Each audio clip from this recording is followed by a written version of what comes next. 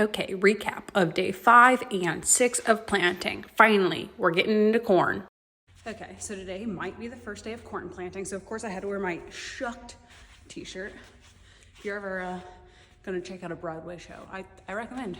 So we are starting out with 5332. This is a 103-day corn, and we started a population at 30,000. First headland, making sure everything works. Row 9 was not working, but we just needed to jiggle some things around. Got that started running and started planting.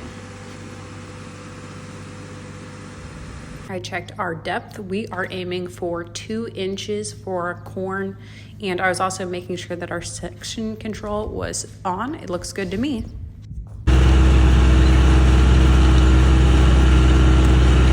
The real question is, do we trust the guidance? Yep. Now, this is a video Dad took of JD dumping in some biopass. We are trying that. We did a little chunk of 60 acres without it and then 60 acres with it so we can compare. Now, this is a product from the Andersons, and the starter that we're using is from them too. Tanner got the drone out for the first time in a while. This is the inside of the machine shed. Pretty good. Now, obviously, I am speeding up the next clip. I'm driving 4.5 miles an hour.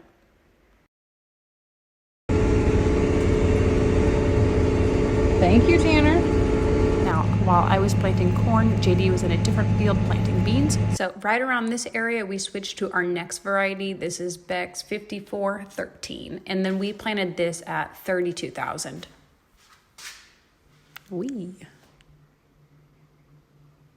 Worked late, but not too late to finish up this field. Spooky Halloween.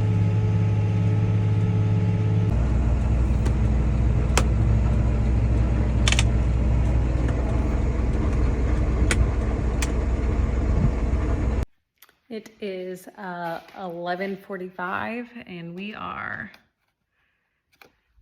30% planted. Okay, now on to day 6. This is a Friday. Fueled up the tractor. Tried athletic greens for the first time. Undetermined on the taste. Got my pull-ups / chin-ups in. I'm trying to do 15 every day this month. Next up, JD pulled the bean planter out. Now, while he was planting yesterday, the 8260R was squealing whenever it turned right. We couldn't see anything obviously wrong with it. We did call our John Deere store and they sent someone out in the afternoon to look at it. Next, Dad and I planted our emergence flagging kit from Precision. This will be a fun little experiment. I really enjoyed doing this last year. Now we were just setting up our boundaries so that it's unbiased. So whatever this plot does, it does. I don't know if this is going to be a good strip or not, but we will see. While we were messing around with that, JD was starting the next field. Now this, we planted a 6241, and I think the population was 32 on here as well. More starter and more seed, and then it was ready to go. I started getting this planted while JD met with the John Deere tech. Ate my breakfast. Yogurt, pretty good. Monitor kept beeping at me, of course. Never letting me eat in peace.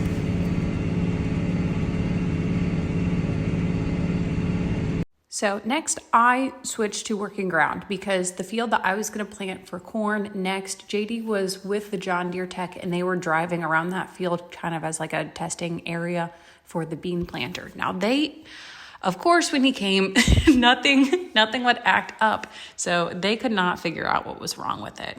And this is like the 3rd time we've had a tech out for this tractor this spring. So that was kind of frustrating.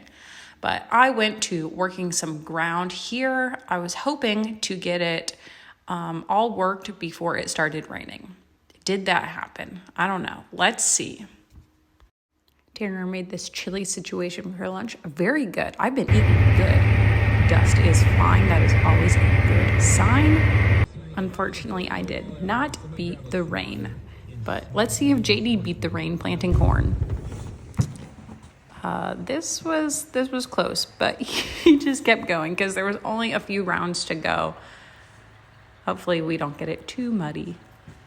And everyone was supportive. Everyone either said send it or just do it. I didn't get any nasty comments of you shouldn't be planting in the rain. You know, like you definitely shouldn't be planting in the rain.